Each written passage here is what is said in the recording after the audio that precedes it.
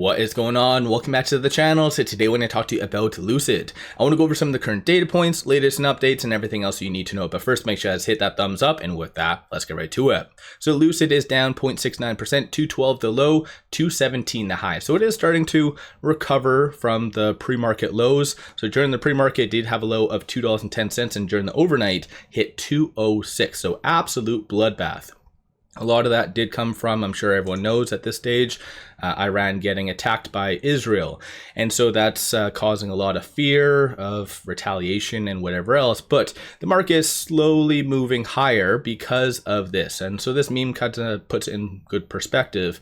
So Iran, since the attack, has mentioned that they're going to retaliate 17 times. So it's kind of like the boy who cried wolf for the most part.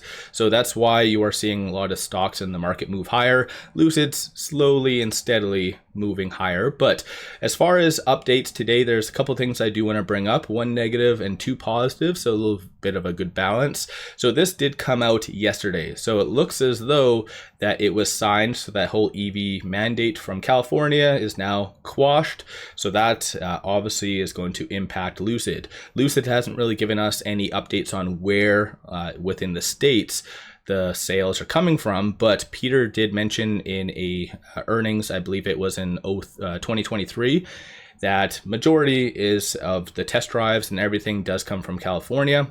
Obviously, since 2023, things could have substantially changed, but it is fair to assume that this is going to impact Lucid and other EVs as well. So just somewhat be aware of that. So that was more of the negative. On a positive note, there was a couple articles that did come out. One was this right here. So the recent, I guess the recently acquired Nikola Facility is going to build the pre-production units of the Midsize, so the 50,000 units. So hopefully that does mean that they are going to speed it up. Ever since this was announced, I mentioned that hopefully it will actually move it up to kind of mid 2026. And even though this article doesn't state that, if you kind of read between the lines, it does logically make sense. But nonetheless, that's what the Nikola's facility is going to be used for. So as far as capacity out of this facility though, looking back at Nikola's, even though it's different vehicles, their capacity was 40,000.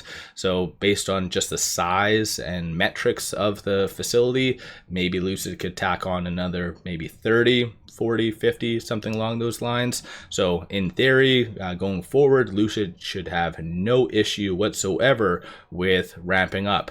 Second thing I do want to bring up that's relatively positive is this. So Lucid eyes expansion to UK, France, Italy, and Spain by the end of 2026. I don't really know what's holding them up for France, Italy, and Spain, but UK does make sense because they need to reconfigure the vehicle. And I think this is a kick-ass update because initially it was supposed to be mid to end of 2022. That's when they were going to be entering the UK. We had a vague update, ultimately pushing it to kind of beginning of 2024. And since then, we've heard absolutely nothing. So definitely good to see. At least we have a general time frame. We just need them to kind of kick it off. Real question is, and this article doesn't really talk on it, but what are they going to be starting with? Are they just going to be launching the Air in the UK, or are they just going to skip right to the midsize, or do them all? So I think that's the $1 million question, and it is almost the end of Q2, so that is a good question that we can kind of table for the questions to management. So again, for those of you that have a good memory, just keep that in mind. But aside from that, nothing official from Lucid, no SEC filings or anything like that. So it's just merely piggybacking off the broader market. Shorts are returning 101,000 shares today. So of course, if you kind of read between the lines, that does signal that they feel like today's pullback isn't really justified. That's in my opinion, of course, but 30.54% of the free floats being shorted works out to be 376 million shares. So definitely they are kind of breaking the trend a little bit, but from the options, you are seeing 348,000 in calls, 139,000 in puts. 46% of all the options being done though are bearish in nature, most of which was done in the first half, first 30-40 minutes of the trading day. So I'm sure that number is a lot more bullish now.